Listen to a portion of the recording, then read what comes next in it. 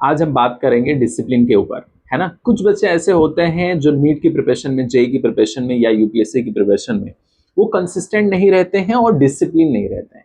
अगर कोई बच्चा डिसिप्लिन नहीं है ना, तो वो किसी भी फील्ड में कामयाब नहीं हो सकता है, चाहे वो नीट का एग्जाम हो, जेई हो या कोई भी कंपटीशन एग्जाम हो।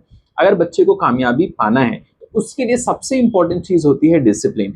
डिसिप्लिन का मतलब ये हो गया कि बच्चा वो करे जो उसको जरूरत है ना। बहुत सारे बच्चे अपना टाइम वेस्ट करते हैं सोशल मीडिया के ऊपर, अपने दोस्तों में, है ना। बहुत सारे बच्चे ऐसे भी हैं, मतलब उनकी आदत इतनी खराब हो चुकी है कि अपना 4 घंटे 6 घंटे बर्बाद करते हैं सोशल मीडिया में। और डेली बेसिस पे अगर वही टाइम 4 से 6 घंटा बच्चा अपने कंपटीशन एग्जाम के लिए यूज करता तो उसका फ्यूचर ब्राइट होता, उसके फैमिली का फ्यूचर अच्छा होता। लेकिन बच्चा डिस्ट्रैक्ट होके अपना टाइम वेस्ट करता है।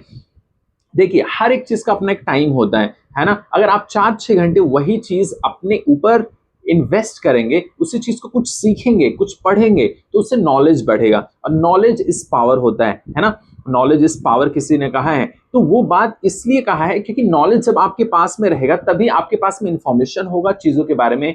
अच्छी अंडरस्टैंडिंग के लिए आपको अच्छा नॉलेज भी होना जरूरी होता है। और वो नॉलेज मिलेगा कैसे आपको? जब आप डिसिप्लिन में रहेंगे, कंसिस्टेंसी के साथ में धीरे धीरे हर एक सब्जेक्ट को आप सीखोगे, समझोगे, चाहे वो फिजिक्स हो, केमिस्ट्री हो, बायो हो, साइकोलॉजी हो, फिलॉसफी हो, कोई भी सब्जेक्ट हो। अगर आप उस पर एक कमांड लाना चाहते हैं तो सबसे इंपॉर्टेंट चीज है कि आपके अंदर एक क्यूरियोसिटी हो, एक अंडरस्टैंडिंग हो, हाँ, कि ये चीज मुझे सीखना है, समझना है।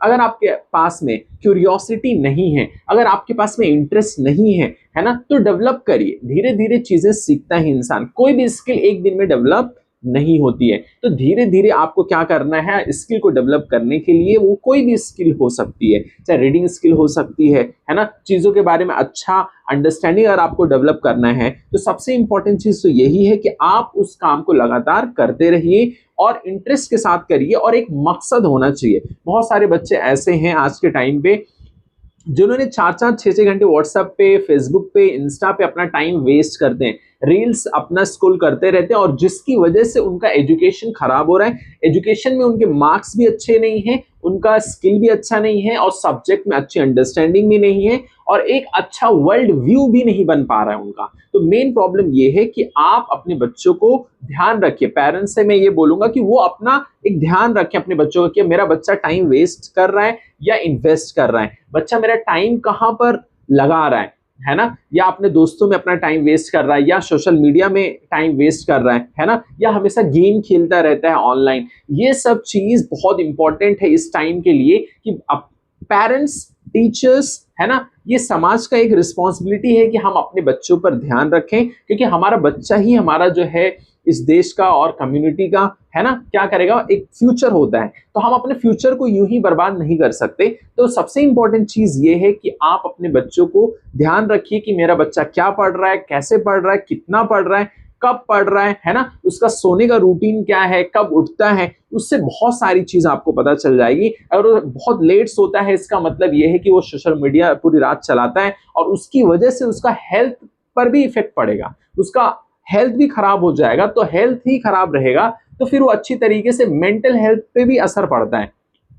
तो अगर उस मेंटली फिट नहीं है, अगर फिजिकली फिट नहीं है, तो वो अच्छी तरीके से सोच भी नहीं पाएगा। अगर कोई चीज सोच नहीं पाएगा, समझ नहीं पाएगा, तो फिर प्रॉब्लम है। तो बच्चे का जो एज है, जिसमें बच्चे का एक ग्रोथ होता है, जिसमें बच्चा एक लर्निंग सीखता है, चीजों को समझता है, एक अच्छा अंडरस्टैंडिंग डेवलप करता है, अगर वो डेवलप नहीं हो पाया उसका प्रॉपर वे में, तो फिर कुछ फायदा नहीं है। तो एजुकेशन का मेन मकसद ये होता है कि बच्चा एक प्रॉपर वे में हर एक डायमेंशंस को, किसी भी प्रॉब्लम को सोच पाए, समझ पाए, खुद से अपना एक विचार रख पाए, एक ओपिनियन रख पाए, एक आइडिया रख पाए। तो सबसे इंपॉर्टेंट चीज तो यही है कि बच्चे को आपको ध्यान रखना है, क्योंकि वो आगे जाके एक फैमिली बनता है, फिर वो जाके एक रिस्पॉन्सिबल इंसान बनता है। तो अगर आप चाहते हो कि आपके बच्चे कामयाब हों, तो उसके लिए आपको भी सपोर्ट करना पड़ेगा, बच्चे का ध्यान रखना पड़ेगा, और हर एक तरीके से आपको नजर रखना पड़ेगा। क्योंकि अगर आप ध्यान नहीं देंगे तो बहुत सारा ऐसा पॉसिबिलिटी है कि वो दोस्तों में, सोशल मीडिया में जो है वो बर्बाद हो जाए। तो अगर आप चाहते हो कि आपका बच्चा बर्बाद ना हो, तो आपको ध्यान रखना पड़ेगा और देखना पड़ेगा, है ना, और पूछना है बच्चों से कि क्या प्रोग्रेस चल रहा है ना, पढ़ाई आपकी कैसी चल रही है। ये सब अगर आपने थोड़ा सा भी बच्चों को अकाउंटेबल बनाया, थोड़ा सा चीजों को ट्रांसपेरेंट आपने रखा, एक फ्रेंडली वे में आपने चीजों को उस एंगल से देखा, तो बच्चे का फायदा होगा। तो मैं पेरेंट्स से यही बोलूंगा कि आप अपने बच्चे का ध्यान रखिए और देखते रहिए बच्चा क्या ग्रो कर रहा है, कितना चीजें सीख रहा है, कितना चीजें क्या कर रहा है, हर एक चीज आपको ध्यान रखना है, क्योंकि वो आपका भविष्य है, हमारे देश का भविष्य। Thank you.